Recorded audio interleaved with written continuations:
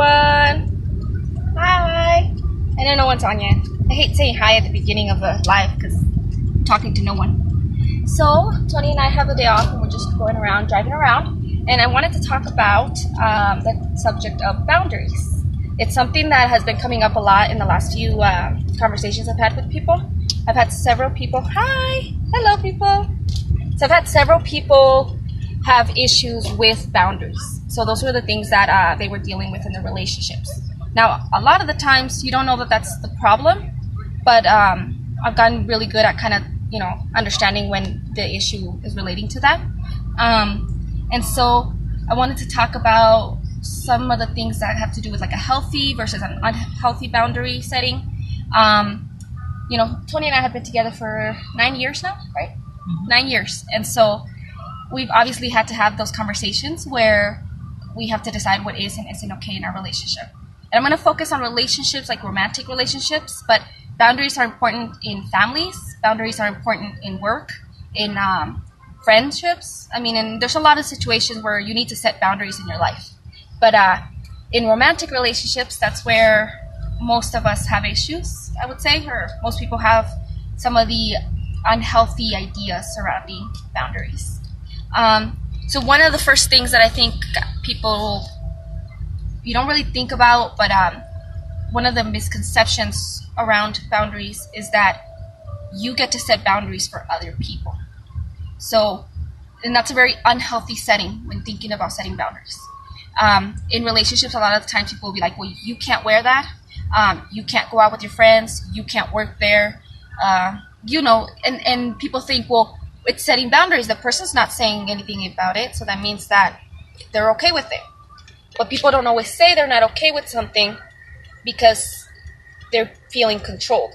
So that's how a lot of abusive relationships start, where they're just wanting to please the other person, and they're like, well, it's my boyfriend. He doesn't want me to do this, so I'm not going to do this. And then slowly, they take over more and more and more. But in a healthy relationship, you don't get to tell another person, what they want to do or what they get to do, right? Hello, people. We're talking about boundaries in relationships. So one of the issues surrounding the autonomy, so you have your own autonomy. You get to set boundaries about what you want in your life, but you don't get to set boundaries about what other people want in their life. So, for example, you don't get to tell someone what to wear. And that's a really big one. I happen to see a lot of people. Hey, they're from Indonesia, all the way from down there. We're in the States. And we're going through a car wash, so you guys are going to see the water here soon. So the thing about like telling someone what to wear, and it usually with those kind of situations, it's a guy telling a girl that he doesn't want her to wear anything that's too revealing, right? And the way it's justified. So a lot of times I feel like I understand where the guy's coming from, because he thinks, or he may think, that her dressing in a certain way means that she's looking for attention, or she's looking for someone to notice her, or she wants other, guys to try to talk to her. Or that she's, there's a lot of different things that the guy may be thinking about why the girl's dressing a certain way. But it's still her decision. So it could be that she is looking for attention. It could be that she just wants to look good for herself, or she wants to look good next to you, or who knows? It could be that a girl is looking to get attention from other men. That doesn't mean that you get to tell her what she should or shouldn't do. So the reason you don't get to tell her is because she still gets to be her own person. Now, if she steps over the line, you get to say, in our relationship, I'm not okay with you having relationships with other men. Of course. You get to say that, and if they break that boundary, you get to break off the relationship. Again, you don't get to say, you can't wear that clothes because I think that's what you're doing. Unless you have clear evidence that that's what that person's doing. Same goes with issues like telling people who they can hang out with, who they can be friends with, that they can't be friends with people of the opposite sex. That's a big one. Normal, healthy people have friends that are men and women. Now, the boundaries within that relationship can be different.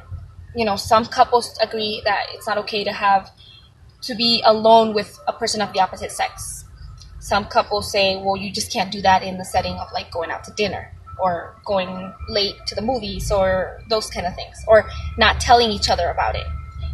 Those kind of things are the decisions that you make within the relationship. But it's unhealthy when you see relationships where the guy tells the girl that she can't have any guy friends or that she can't have any girlfriends. Because in life, you're going to have friends that are from both of the sexes, right? You work with people who are men, you work with people who are women, in school, in church. I even read some books. We were talking about relationships within a community in Christ, and talking about how you need to be able to have relationships with people of the opposite sex and see them as humans, as people, as brothers and sisters in Christ, and people who you can relate to and be supported by. Not in a sexual or romantic manner, because not everyone that you see has to be a sexual or a romantic encounter. Look how cool it looks!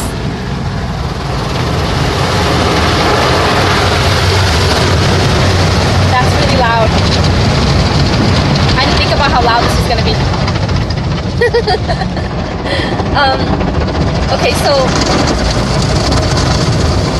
Okay, you guys can look at the prettiness for now.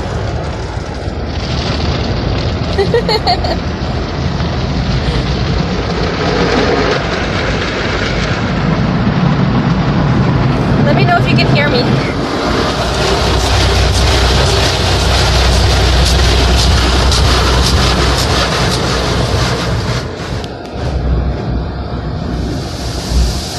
It's almost done.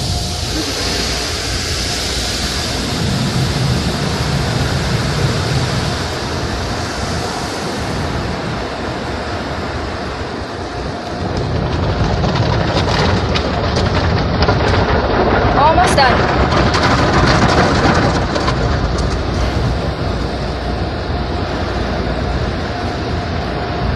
Okay, so another aspect of boundaries is actually setting the boundaries. So in a relationship, you are allowed to say what you do or don't want and what you are or aren't okay with, but you have to say it. You can't assume that the person believes the same thing that you believe. So, for example, to some people, physical boundaries such as whether you're allowed to hug someone or touch them or hold their hand or kiss people, right? There are cultures where people just kiss people in the mouth to say hello. I know people who would not be okay with that, who would freak out if they saw their, girlfriend doing that. And who would like completely flip out because they think that they're cheating. And some people, to them, it's just that's how they say hello, right? For me, it's personally, I don't do that, right? And I would set that as a boundary if somebody tries to. I would try to step away, like, I'm not okay with that. But again, it needs to be stated. You can't be upset about something that you don't know the other person doesn't know they shouldn't do. And there's different types of settings to set boundaries on. So, for example, there's physical boundaries, there's emotional boundaries, there's mental boundaries. With the physical, you want to think about your physical self. So, my body, my space, my things. So, for example, I don't like people getting really close to me. It makes me really feel uncomfortable. I don't like people touching me without my permission. I don't like people not making eye contact before a hug, but I am okay with the hug. So like when we go to church, everyone hugs everyone. So that's part of saying hi, like hi, and it's like a side, the awkward kind of side hug. I'm okay with that. If somebody comes up to me from behind, I'm gonna freak out.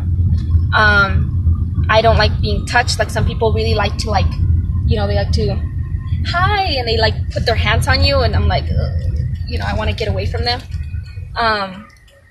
I understand most people don't mean bad, sometimes people come off really creepy, and that's when you have to really stop. Then there's the boundaries that have to do with your your stuff. So in some relationships, people demand to have your phone code or your passcode.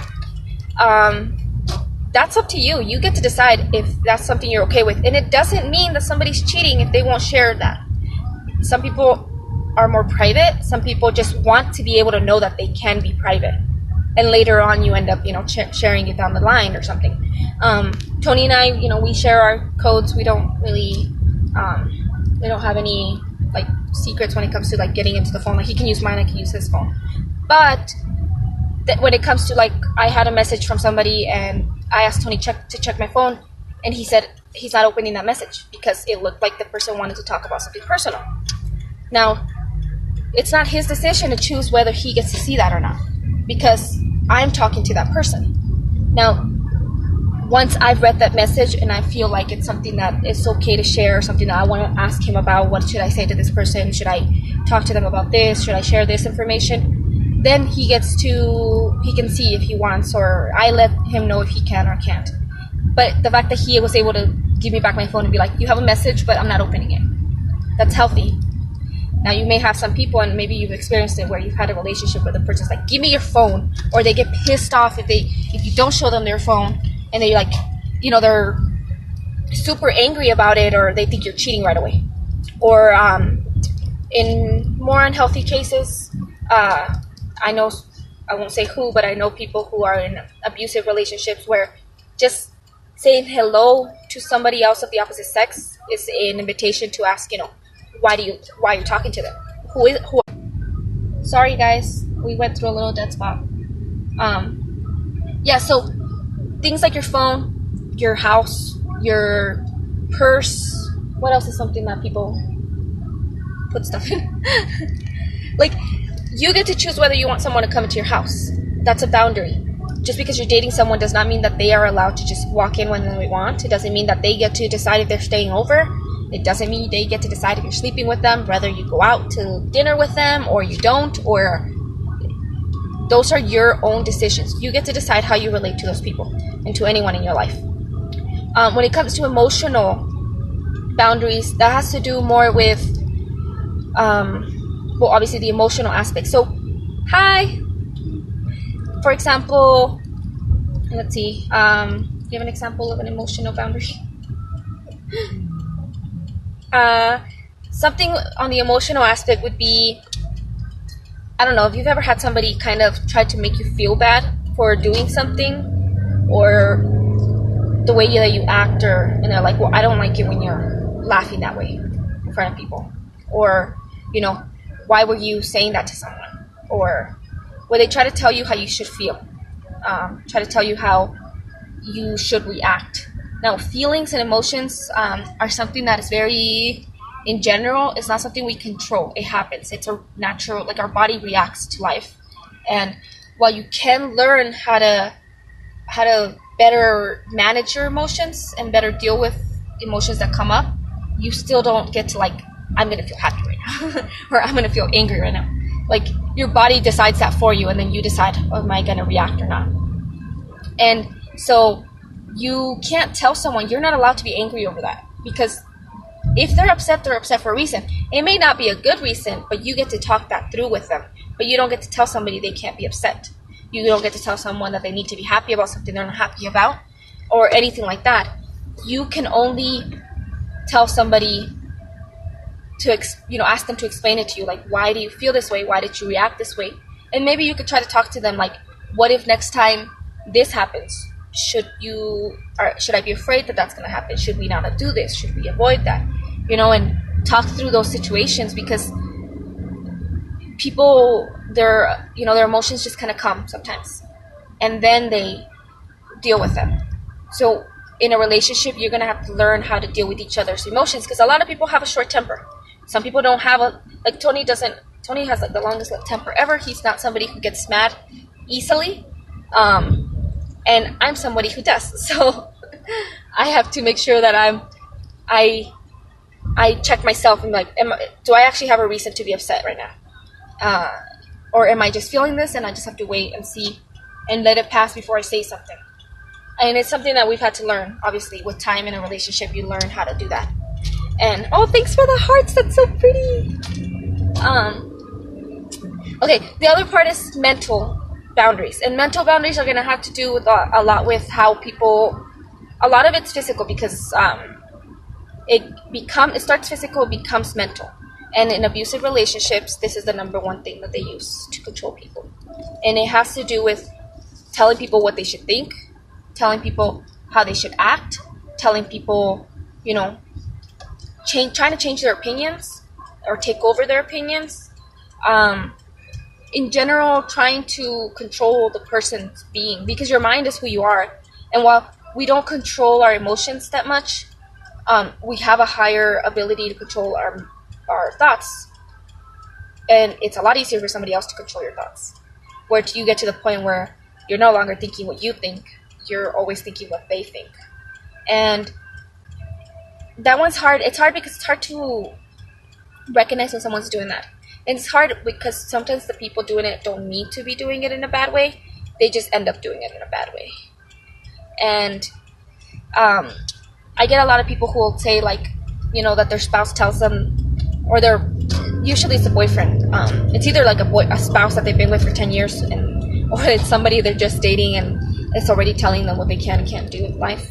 But you can't tell somebody what they should or shouldn't do in their life. They have to decide that. And you get to decide those boundaries for yourself as well. It doesn't matter if it makes them upset, because they're allowed to feel upset, but they're not allowed to tell you what you can and can't do. You get to decide if what they say is better or not. I can't think of an example right now, can you? Okay, so if I think of an example, I'll say it. But the next part of setting boundaries is communicating them and then following through on them.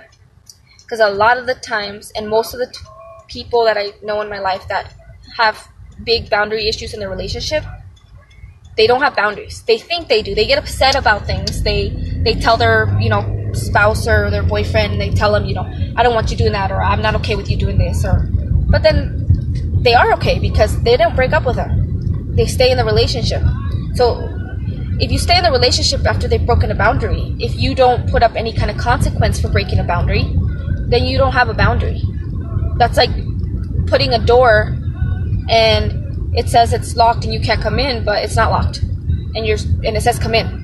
And then you're like, why did you do that? You can't give someone a key and then not, think that they're going to use it.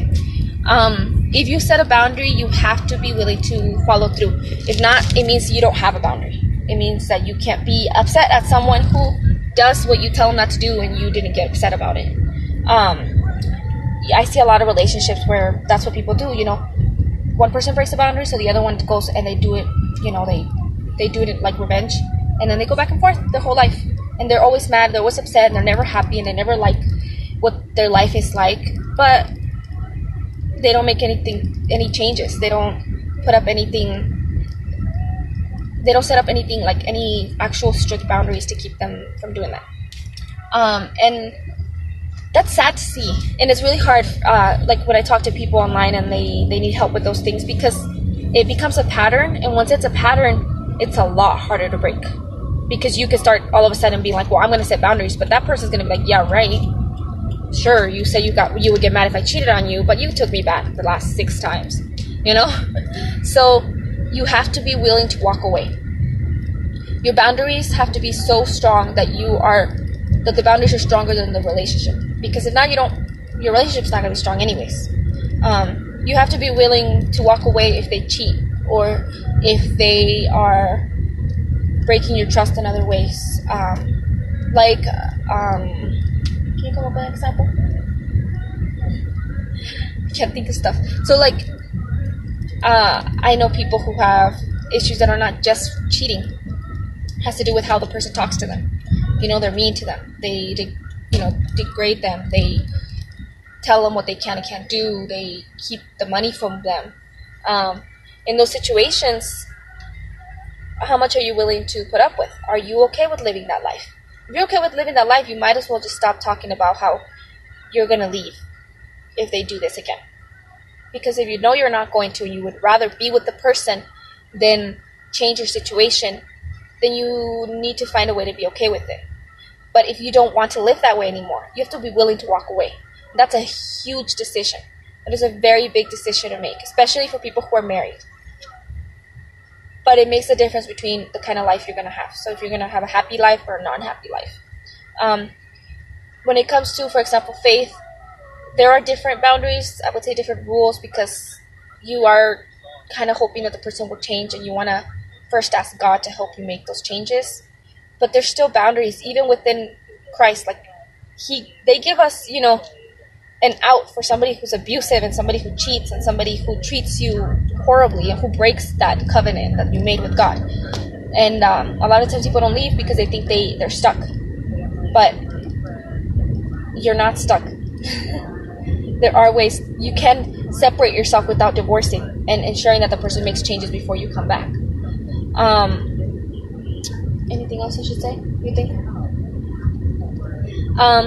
Okay, so I think I went over a few of the things I wanted to. I have a few resources that list out like step-by-steps how to set boundaries in a healthy way. And talks first, you first want to start to think about what you want in your life. So what boundaries do I have in my life? What physical boundaries, emotional boundaries, mental boundaries? Like, I don't like being insulted. Some people like that. Some people are okay with joking that way, and that's how they play with their friends. I don't like it. If you do that, I'm walking away. I'm not going to be in that person's life. Some people are perfectly okay with that, and that's not a problem with them unless they cross a certain barrier and they talk about something. Some people, they don't like to keep secrets. Some people really they would rather not know secrets because they know that they're going to talk about them. And that's something you want to bring up in a relationship before somebody tells you something they don't want you to tell someone, right? And there's lots of little things like that. So you need to first set up what you want in your life, what you're okay with. First, spend some time doing that. And then you have to communicate those. And that's communicating them to your partner, communicating them to your family, your friends, your coworkers, your boss. There are some boundaries that you don't get to set because they're set by laws. And some people don't care about that, and they speed, and they break the law, and they steal, and they do stuff, right? Do you want to be okay with those people, and are you going to be okay with those people in your life? What is your decision? Do you tell on somebody, or do you not tell on somebody when they do those things, right? Those are little things they're boundaries in your life that if you constantly break those barriers, it breaks who you are down. So it's good to first tell yourself who you are, understand who you are, then you want to make sure that you state those boundaries, that you allow people in your life who want to be in your life, so that way they get to choose if they want to be in that person's life or not. And then you want to stick to them, follow through, find ways to follow through, and have a plan for when people aren't going to follow through. So don't just tell your guy that you're going to break up with him if he keeps texting his ex-girlfriend about hooking up. If he does it, you break up with him and you never talk to him again. Hopefully that helps a little, and I hope that if you guys are struggling with those things, if you need help, let me know, because I have a whole lot of resources, and I have them in different areas of that, different areas of life, so relationships and work and all those things. And I am reading a book on it right now. It's called Boundaries, and if you go to bit.ly/boundaries book journey, you can follow my journey with that book and what each chapter teaches, and it has a link to the book as well. It's only like $1, so hopefully that helps. If you guys have any questions or you want any resources, you want me to send you any links, just send me a direct message, okay? And we just got to our next place, so we're gonna get off now. Bye!